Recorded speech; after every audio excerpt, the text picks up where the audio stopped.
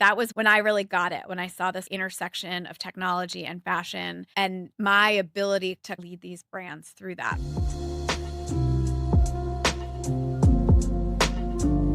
Hello, and welcome back to Fashion Founders, the podcast. My name is Victoria Smith, and this week I'm joined with Lisa Green, co-founder of Daydream. Daydream is a chat-based AI shopping platform that is revolutionizing the way we can search for clothing, where you can talk to it like you do your friend on FaceTime. For example, on a traditional fashion search page, like let's say Revolve or Farfetch, you can't type in wedding guest revenge dress that Hailey Bieber would wear, but they are building and training an AI model for just that. We cover a lot in this episode, like investor appetite for fashion tech, and Daydream has raised over $50 million, so she has some good insights, why it's been a buzzword, and Lisa is a pioneer in the fashion tech space. And hearing her career trajectory from after she graduated college with a liberal arts degree, wondering what she was going to do, to being the lead at Google on getting fashion brands like a Chanel or a Louis Vuitton on Google for the first time. And hearing how she got there is so valuable. And now they are building what I think is a platform we will still be talking about in 10 plus years' time of how they completely revolutionized the fashion search, discovery, and personalization process that redefined what it means to shop, because right now the way we are doing it is very outdated and needs to be disrupted for the sake of the fashion industry itself. They're also just in beta at the moment, but I think we need to take a second to appreciate how cool it is what they have built. I think even 3-5 years ago, this would have seemed like just a dream. There is so much value here, so let's welcome Lisa to the Fashion Founders podcast. Okay, and this week's highlight is Rent the Runway, because they helped me get dressed for all the events that came with Fashion Week, Climate Week, and the 6 podcast episodes I recorded. And this is going to sound dramatic, but it saved me, especially when I was packing there. I just didn't have the space to bring that much stuff with me, and to have it shipped directly to where I was and I didn't have to pack it back with me was just such a game changer. And I think I'm going to start doing this more when I travel, and would really recommend, because I really think this was like such a life hack that I figured out, and it allowed me to play with my style in a way that felt so fun, because I sometimes feel limited in my style by, frankly, price. There's a lot of things I want to try and wear and things I like, but I'm just not in a phase right now where I'm going to be spending that much money on clothes. I'm trying to play with what I have in my wardrobe, but it sometimes can feel a bit limiting. And I really felt like I was able to dress the way I wanted and had envisioned of how I could show up at events and for the podcast episodes and just in my everyday life through these pieces that I was renting. It got me excited to get up and get dressed in the morning. And I don't really feel that most days, honestly. I think I put on the same thing and I don't really think about it. And it was fun to try on pieces that I felt fit my style and how I wanted to present myself to the world, and I didn't have to commit to that at their full retail price. And with memberships, you can also keep things for longer. I'm pretty sure they have buying options at a discount if you fall in love with something. And I'm kind of in a phase right now trying to figure out like my next style, as some of the clothes right now I have don't really feel like me. And it really is making me think of this quote from Erica Vierink. She was on the podcast. I don't know where I heard her say this, but she said when she's getting dressed, she doesn't want to feel like she's meeting the clothes for the first time. And that really resonated with me. And I think about that a lot, because sometimes I'm experimenting with something and I feel like I actively look and feel uncomfortable, and that's not fun. And there have been things in my life that have changed my perception and relationship with clothing and shopping forever. And rental is one of, I cannot look at clothes the same way. I feel so much more fluid with it. I don't go on shopping sprees, whatever. Like, it really scratches that itch of wanting something new or wanting to change up your look. This is also like not sponsored, by the way. Like, they are not paying me to say any of this. I genuinely think this. I loved doing Rent the Runway. So that's my little spiel. Try it out if you want. Okay, that's all for me. Let's get into the episode.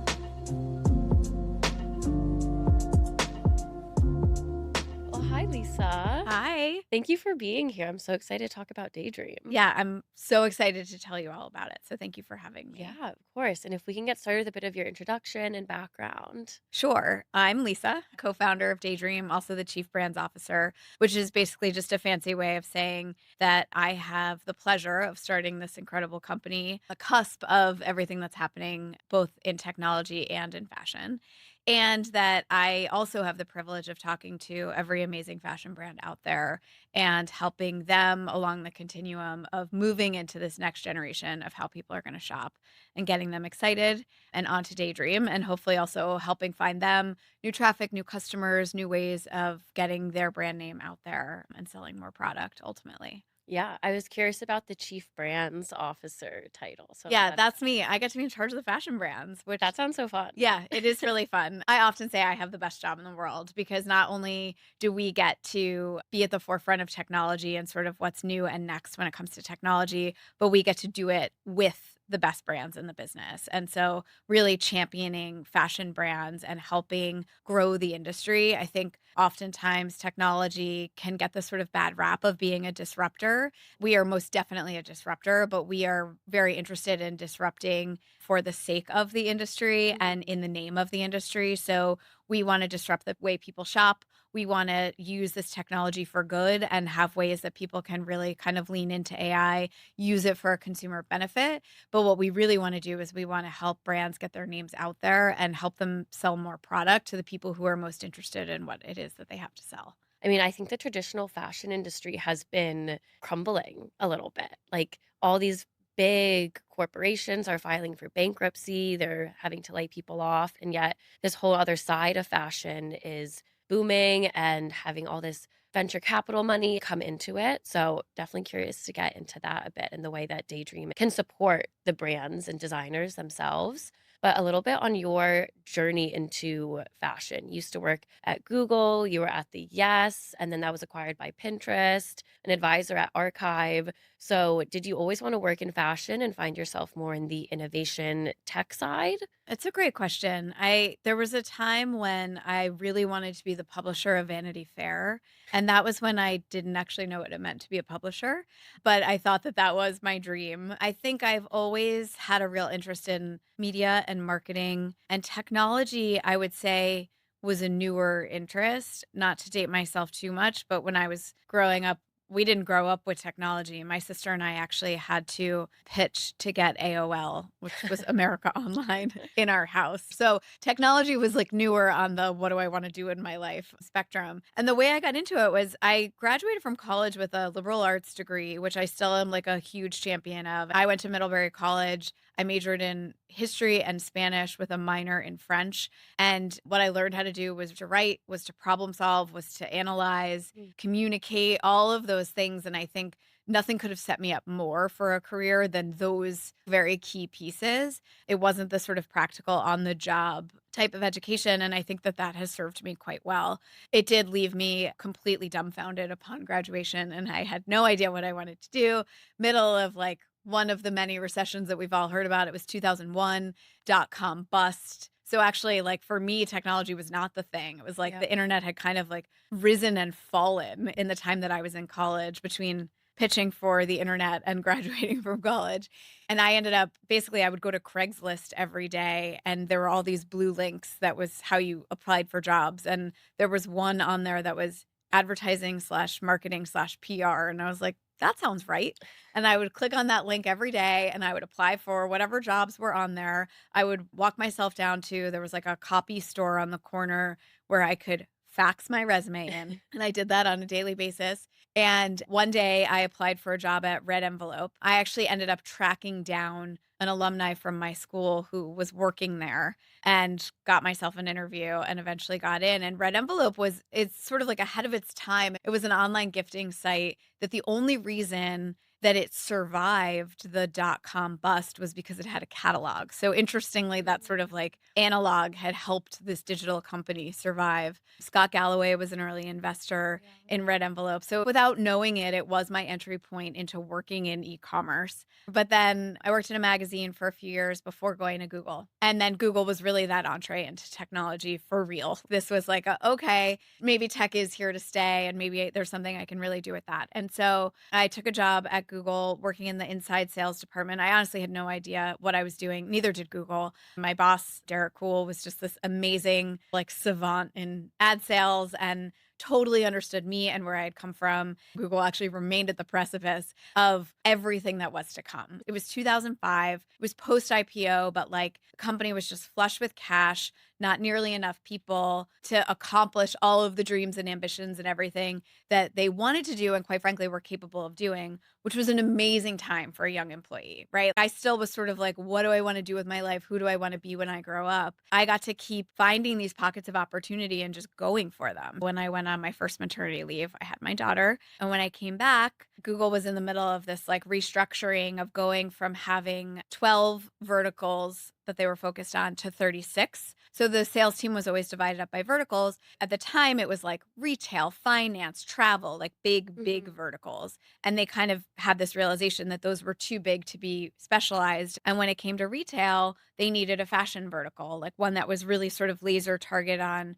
brands who cared about brands, not just like the big retailers. So instead of Chanel and Home Depot being on the same team, I got the Chanels of the world and somebody else got the Home Depots of the world. And so I got to start and run this luxury and fashion focused vertical, which was amazing and a huge challenge. So when I first took that on, Louis Vuitton and LVMH Corporation, which was supposed to be my biggest customer, was in the middle of a giant lawsuit with Google, but I was supposed to, grow them year over year 50% or whatever it was. Chanel didn't have e-commerce. I mean, they still don't have fashion e-com, nor had they ever posted a video online, but I was supposed to sell them the YouTube masthead for $1 million.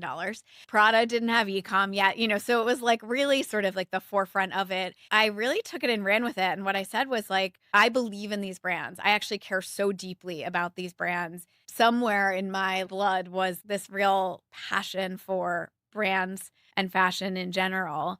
And what I didn't want was for them to dilute their brands. I didn't want them to do something that wasn't authentic to their brands, that alienated their customers, but I didn't want them to miss out. And that was what we did. And we created this whole narrative around how the Google search page could be like Fifth Avenue, where actually your Fifth Avenue store is never closed because your website can always be open. And it worked and it resonated. And all of a sudden, Chanel #5 bought a masthead with a video for Brad Pitt on YouTube or with Brad Pitt for Chanel #5. And we were off to the races. And I think that was when I really got it, when I saw this intersection of technology and fashion and my ability to lead these brands through that. And it sounds like that experience at Google perfectly set you up for what you're doing at Daydream now. Oh, it did. Can't make it up. It did. And lucky me, I was introduced to Julie Bornstein through somebody at Forerunner Ventures just days after they had closed their seed round for what was going to become the Yes. And so I joined Julie and Amit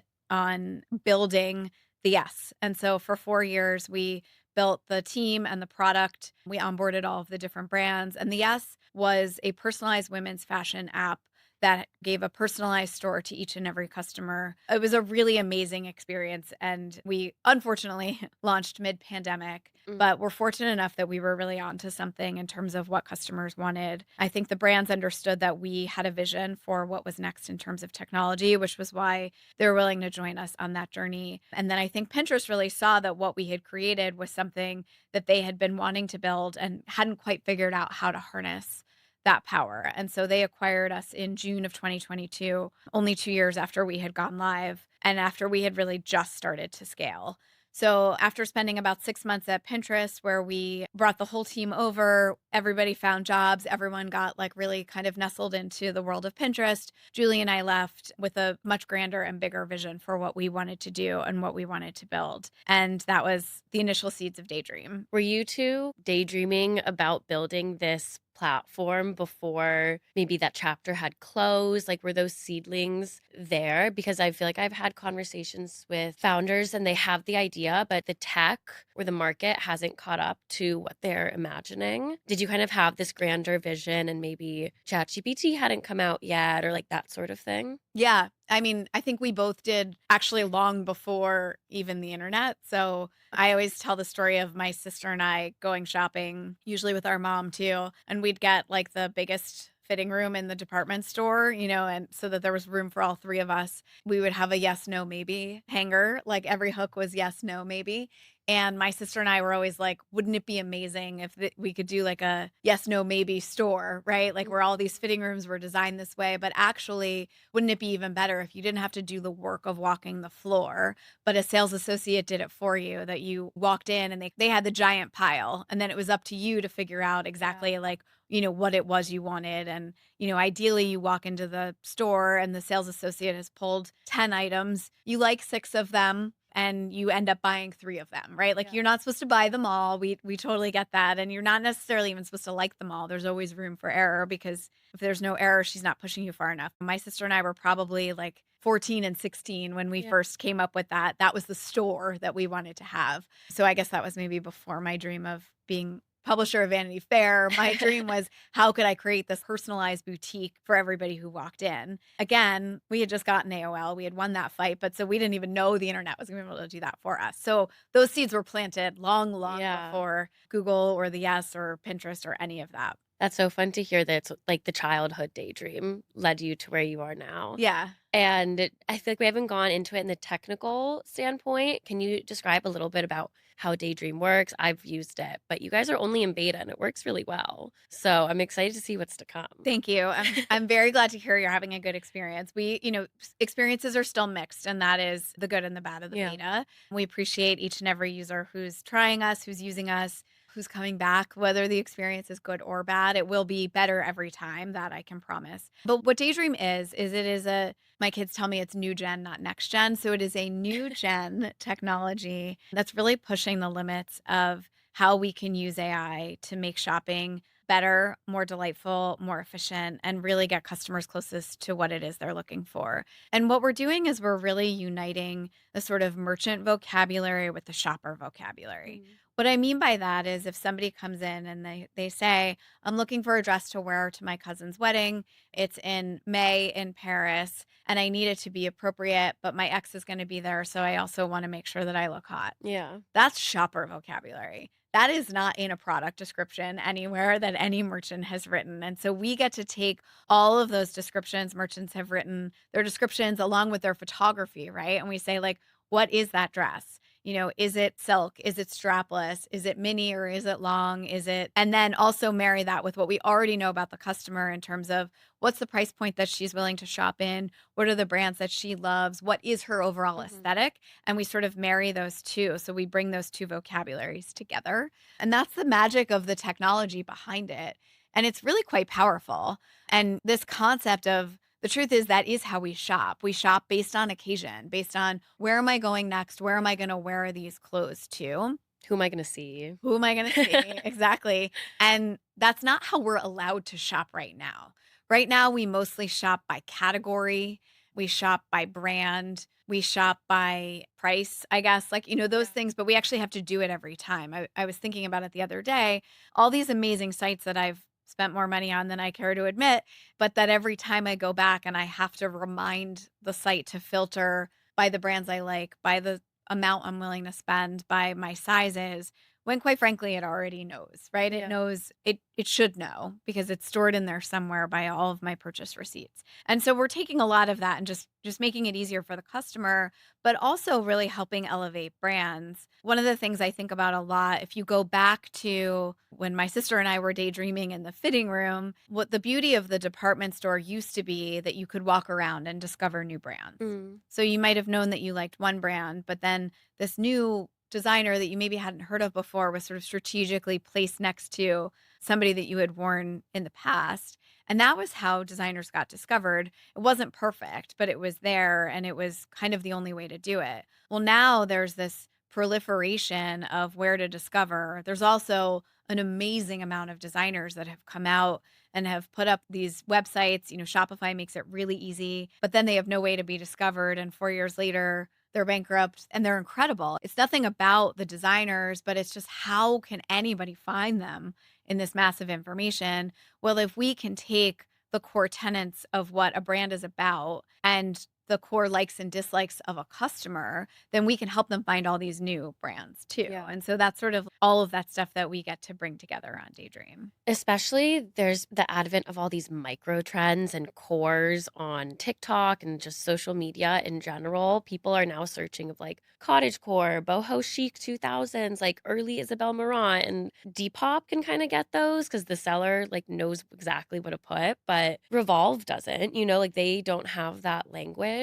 How is Daydream training? This might be more of a technical question, but training the model to know what I mean when I say I want to look like Blair Waldorf because I'm going to Paris next week. Yeah, You I know? mean, well, we're working on that. But it's all possible, right? Yeah. So, I think I wanna be careful because I wanna manage expectations of what Daydream does today and Mhm. what we, eventually will be able to do, but we're sort of, like, laying the foundation work for that. And really what it's about is enriching the data that we get from the brand, so both the images and the descriptions that we get, and enriching them with all of this fashion knowledge. What is amazing about AI is you can teach it initially, and then it's able to extrapolate beyond, right? We can show it 100 examples of what it means to look like Blair Waldorf, and then it can find 1,000, right? Yeah. So it becomes smarter quite quickly, but we do have to train it. So we Yeah. do have to help it understand initially. And so, the micro trends are something that we're paying a lot of attention to, but it's also how long do they matter for? Yeah. We sort of watch them rise and fall. And so it is a little bit about distilling the ones that are meaningful, but also about staying up to date really quickly. And I think that's where Daydream has an edge over not just the sort of traditional shopping sites, which are our partners as well, and we're really here to help them. But it's over the sort of big generic AI players, right? So you can ask ChatGPT, Google Gemini, you can ask them these questions. What they come back with is data from 6 months ago that is quite objective, but also like not fashion, doesn't have any fashion intelligence in there. So, they're sort of more based on what are the top results on the internet, which is interesting to a point. But when it comes to fashion, there's a real nuance that's missed by only looking at the top results on the internet. And I think that's really where we start to stand out and where we're trying to help customers is understanding that these sites, technologies have risen consumer expectations to a point where they think they should be able to talk to their online shopping site like they talk to a sales associate or Yeah. to their best friend, but then they wanted to understand the fashion nuance. So you can ask ChatGPT those questions. It can give you those answers, but I really challenge what those answers are. And we've been doing a lot of that. Like you do a search on Daydream and then you compare that to the Google shopping or ChatGPT and you realize that there's a need for fashion intelligence. Like this isn't buying a camera, right? Yeah. There is a place where I think ChatGPT and Google Shopping are amazing for shopping, but not for fashion shopping. Definitely. Can you guys see what people are searching and have that data of trends of like, oh, people really want the Bella Hadid look, or like, oh, like this isn't out yet, but I bet next year everyone's going to have X because we're seeing this search so much. Yes, absolutely. So we've got our query logs are really fun, all anonymized, so they're Yeah. nothing's associated back to a specific customer, but they're really fun. It's really fun to see Yeah. what customers are shopping for and how I'm sure you've seen it with yourself that like the more you like the results that you get back, sort of like the more you're willing to give it and Yeah. keep going, with your conversation or with sort of like your next initial query. But we are sharing all of that back with our partners. So all of the data that we collect, we're sort of condensing and trying to distill insights. And then we share those insights back with our partners. So actually, we have our first insights report coming out in a few weeks, which we're really excited to share. And it is a big benefit of Yeah. joining us. And the more customers we have, I think the richer and more powerful these insights will become. Right now, we're not that big. We don't have that many customers using the platform yet. But even now, we can see what people are looking for. We're hoping to get to a point where we'll really be able to even help brands see something as basic as they didn't have enough in a specific size. What all these merchants know is what they've sold. What they don't know is what they could have sold. And so that's like, that's one of the pieces that we're also trying to help them Yeah, understand. because Daydream it's very an iterative approach to shopping, where it's like, "Actually, like, not long sleeve, I want it short sleeve," or, actually, I changed my mind, I want it maxi, not mini," and, like,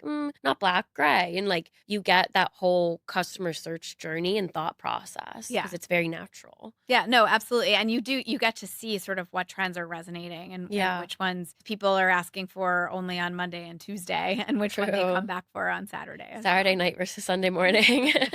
And Daydream has raised over $50 million to build all of this. What was the venture and the investor sentiment towards this idea? And I think fashion tech has been a bit of a buzzword recently. There's articles about it being a boom. But from your experience, what was investor sentiment like for this? I think this is a great question. I think there's a few answers to it as well. So, the first one is we were very fortunate to have had a successful exit.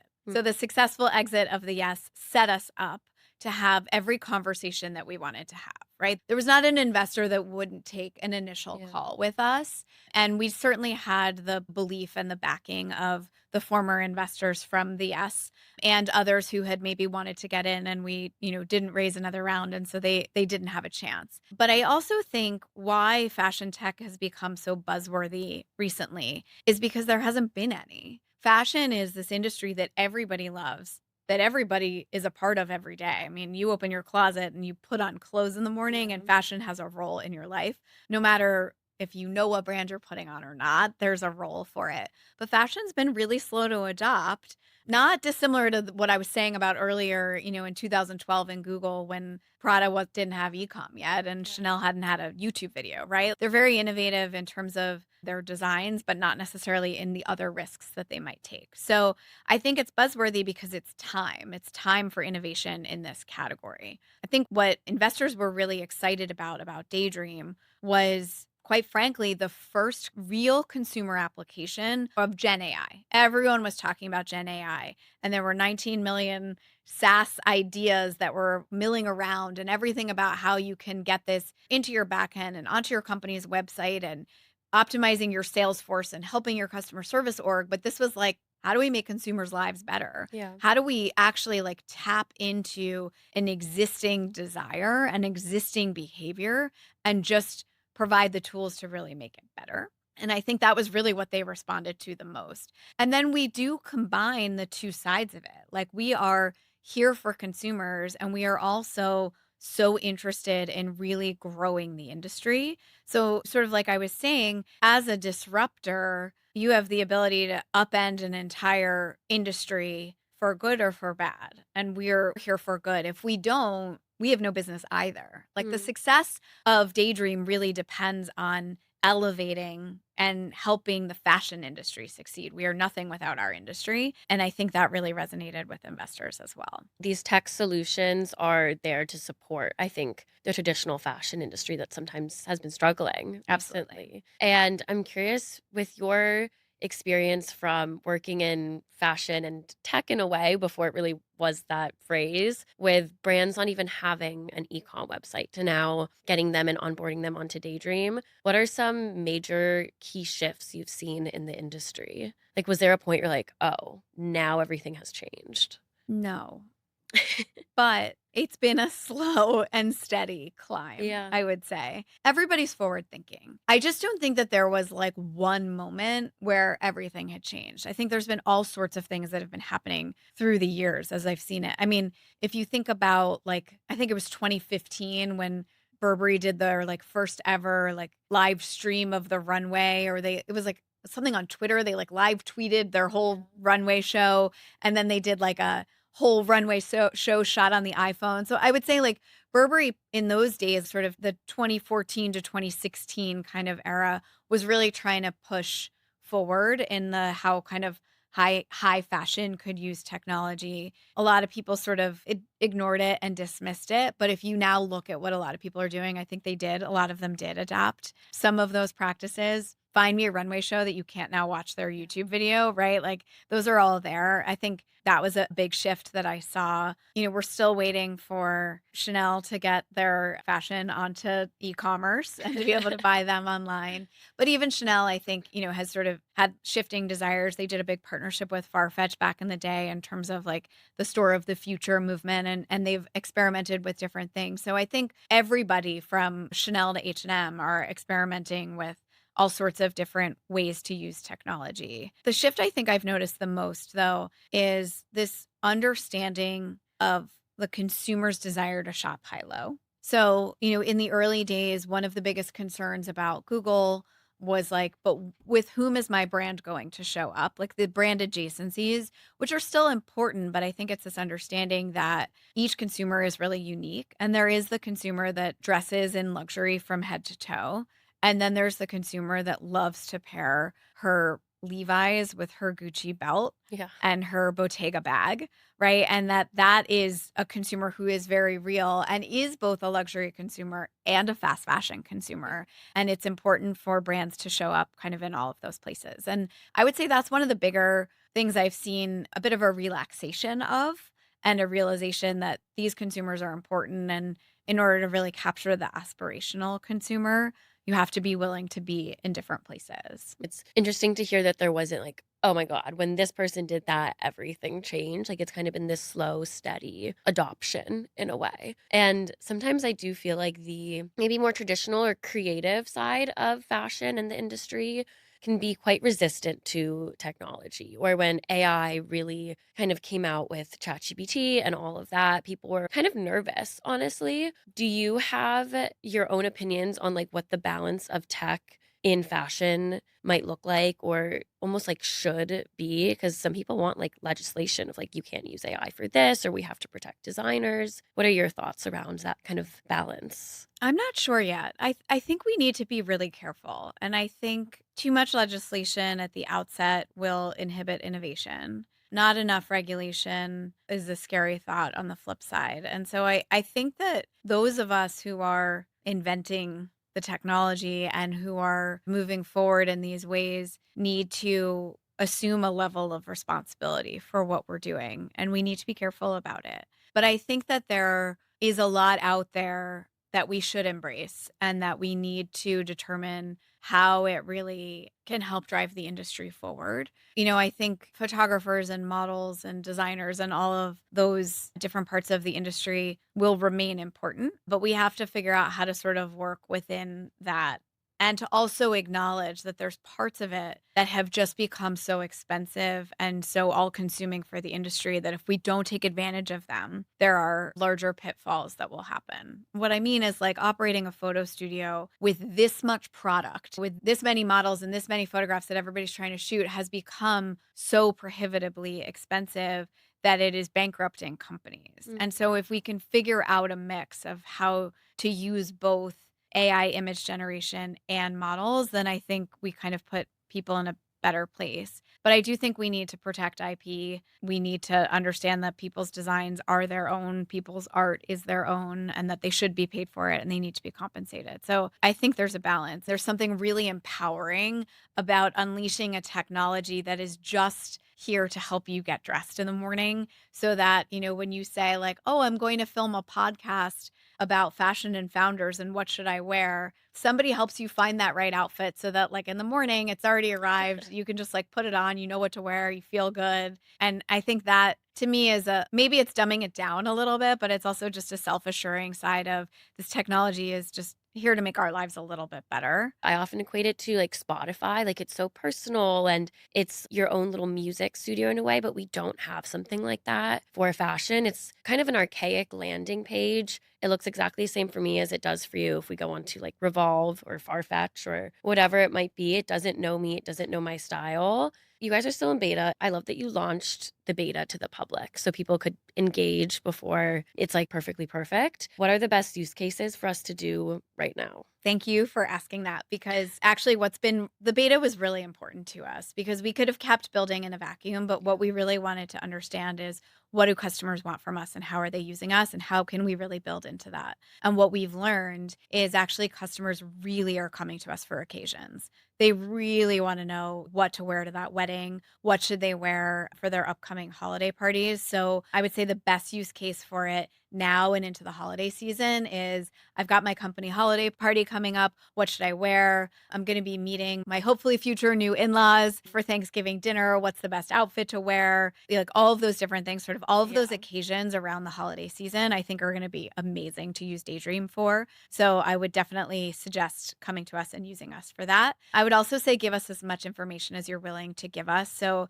in that onboarding screen, it can be a little bit tiresome to come up with all of the brands that you love to shop. But if you give us a few minutes of your time, it will definitely come out in the long run for you and you'll get the best possible recommendations. We will be making that even better and stronger. But, for now, I would say give us as much information as you've got time to give us and it will pay off. It's actually reminding me, you say these occasions. I don't know if you know she's on TikTok and an author, Eli Rowell. I don't know if I'm saying her last name right. She made this TikTok that went viral basically about like this fashion tech idea and was like, I have all these themed wedding events. Like, I don't know what to wear. One's themed this, one's themed that. Like, can I just put this in search and someone tell me? And like, it kind of popped off because everyone was like, wait, I want that too. Or like, I'm struggling with this. And you guys need to go back and stitch it and be like, wait, we literally solved this. We didn't know you had this problem. But yeah, she has like a million All followers. right. And I We're just going to find her. remember, yeah, I'll look for it. Grace, if you're listening, we got to find her. Yeah, I'll link it. And Daydream is really tackling like the search and discovery and the hyper personalization of it all. So what's next? What's this vision for Daydream? I'm glad you asked because we are really at the beginning and where we're starting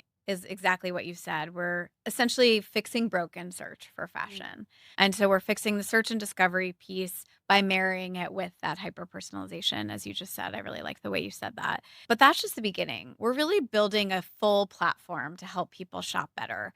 And so that means building out outfitting capabilities. We are building an app which will be released soon. We'll be building out ways where you can shop by celebrity, as we were talking about earlier, where you can shop off of your favorite influencer, Mm. help you find really maybe what they're posting that's right for you. So, all of these sort of like bigger, richer capabilities, kind of bringing in both inspiration along with the practicality and sort of helping you all along that continuum.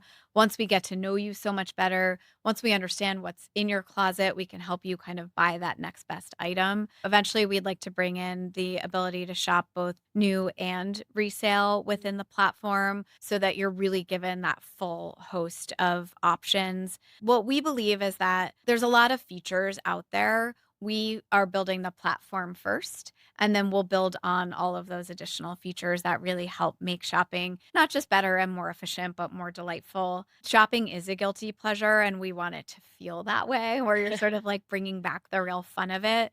Also, we're experimenting with a lot of different ways where we can make it more social. Going back to shopping with my mom and my sister, it's a real favorite pastime of ours, but shopping in person just like doesn't have that magic anymore.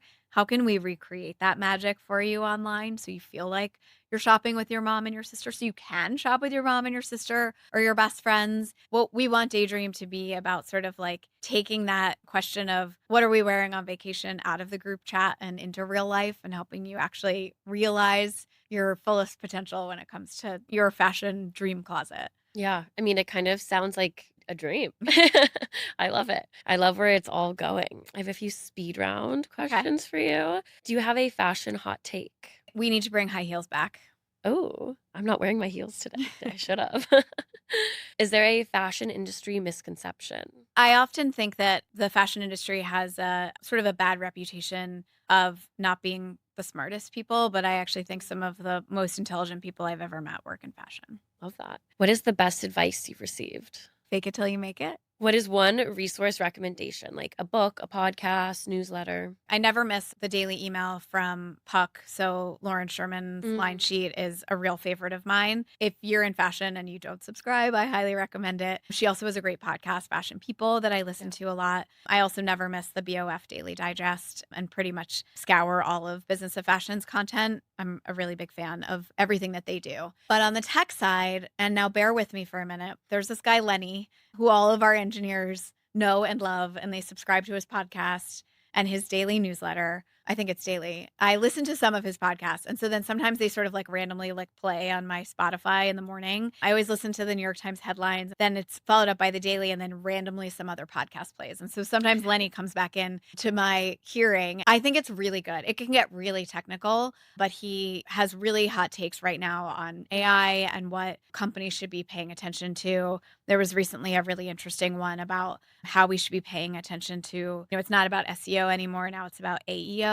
So I would say, like, for the fashion people out there, just check out Lenny, scour through the topics, and it might be something that is really interesting. And then my last resource is my friends. It would be really unfair of me to not mention them as them just being sort of like the reason for everything. So I find just my friends and my family to be my most powerful resource for everything I do. Yeah, wow, lots of good ones in there, the whole range. And if someone wants to get involved with Daydream, what is the best way to stand out? If it's like hiring or an event or a partnership, a brand? I think use our platform and give us feedback is one of the most powerful ways for us. We're not hiring a lot right now, but we will be. And I think that the more people are using our platform and understanding it and giving us feedback, the better we know that you're there and that you understand what we're building as Yeah, well. definitely. Do you have any upcoming announcements? We are on October 18th.